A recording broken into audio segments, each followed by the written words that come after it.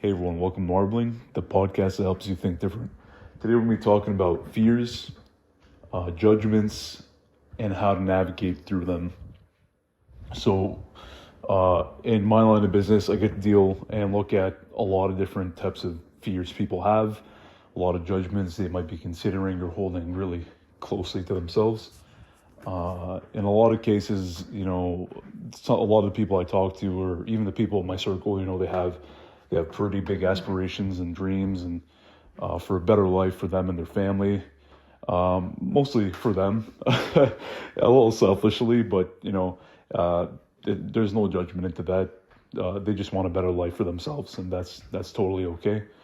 And there's a lot of fears that I hear a lot of people have that I feel like some, if you really think about it, don't matter in the end. And I have a couple of perspectives that might help you guys maybe see it a little different, maybe assess it a little differently based on your situation. Life is totally complex, and there's a million different scenarios for what type of environment you're in.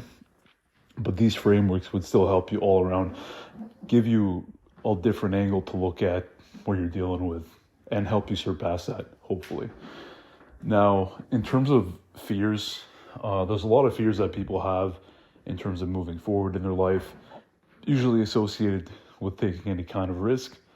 But if you look into it, like there's a lot of times where people want to, let's say, change jobs or change fields, let alone start a new business or find a new partner and get out of that bad relationship. There's a lot of fear involved in doing stuff like that, because you're in this comfortable environment that you know so well, and it's not good. It's not a good environment, and in some cases can be really toxic. But because you know your environment, you tend to think and feel that you're safe. When you're probably thinking, the devil I don't know, or the devil I know is better than the one I don't, right? So the unknown that you know that you're in is better than the one you don't know, which is not entirely true. And in a lot of cases, it's riskier to stay where you are, doing what you're doing, not making any changes, versus making a change. And I've seen this, in families. I've seen this in with friends. I've seen this all around me, where, if even with even some coworkers back in the day, and hearing their resentments and other issues, that a lot of people tend to just let things, not let things slide, but they let things go and not take it seriously, and go about life just pretty simply, not giving too much thought to certain things, not assessing them enough. Not to the point where you're overthinking, but to the point where you really look at it, you're like, okay, should I be aware or worried about this, or is this okay and it's just a part of life, or part of the thing I'm doing. But a lot of times I've seen a lot of people hold resentment in, where you have these little actions that happen to you, and then they just start to bottle up.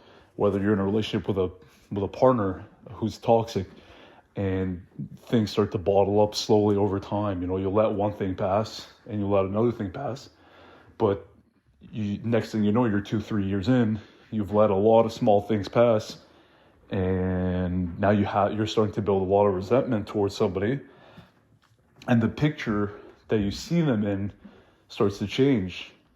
You let these little toxic behaviors in your life, whether, figuratively, if you want to compare it to your soul, or the mythical dragon in the house kind of thing.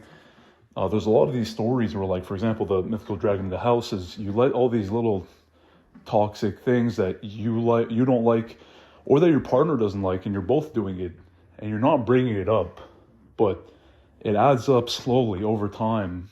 These dragons, these problems just add up over time, and then the house gets bigger. So the dragon in the house gets bigger based on that, all the issues adding up over time, and next thing you realize, there's no room in the house to breathe anymore. And that's where things can blow up.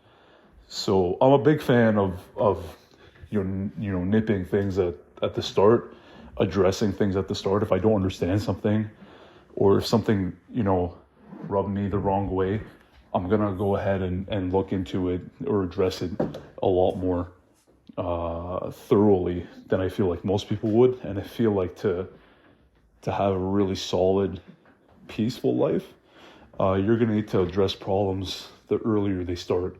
It's a lot easier to do it that way too.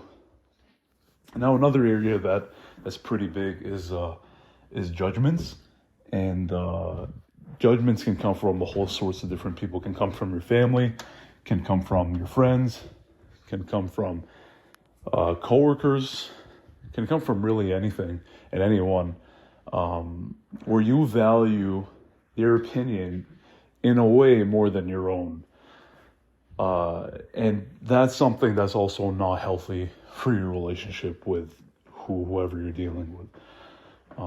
If somebody judges you off something, for example, they say like your idea is stupid, or you shouldn't get into this field, it's dying, it's for losers, or you're not going to make any money, all this type of talk. This is just a baseline, but you can probably you've probably dealt with people like this in your life. It'll be some negative judgment, right? But not in a way that's supportive, right? Because some people can give you harsh judgments that are realistic and founded in truth, and can be, like a tough pill to swallow, but doesn't mean that they're wrong, or doesn't mean that maybe they'll say it in a aggressive way, but not necessarily means it's toxic. You know how to assess this stuff, right? So you can tell when somebody's being condescending and being jealous with their negative comments, or if they're saying it to genuinely help you.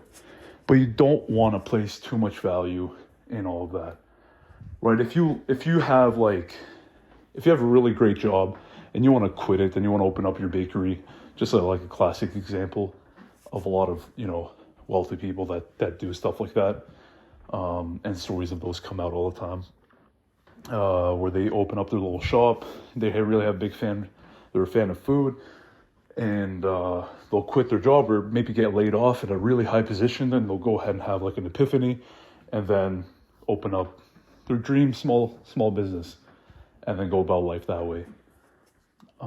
And that's where they stop giving a shit. They don't care about anybody's opinion anymore. It's just about them. And I feel like the people who are the happiest in their life tend to move through judgment. It's hard to not care, because even I care about judgment here and there. And if you run a business, the judgment of your clients can be a pretty big heavy factor too, let alone if you live with your family. They're going to judge you if they have their own ideas of what you want to go through, and you have your plans for your own life. It's not easy to move against or in opposition to someone's judgment of you or for you, but I feel it is a necessary thing for you to grow as a person, to not get held back, and to maintain a healthy long-term relationship with somebody. Because if you follow someone's judgment, if you listen to what other people say for you what to do, and in your life and how to follow it, without learning the lesson from what they're saying, but just to copy and do it yourself, you're just going to build resentment over time, and you're probably going to ruin the relationship with the person you care about, right? So it's better for you to go through that judgment and just assess it for what it is, and then take the lesson and then learn from it, instead of copy and pasting and living by it. I hope this helps you guys, and I'll see you in the next episode.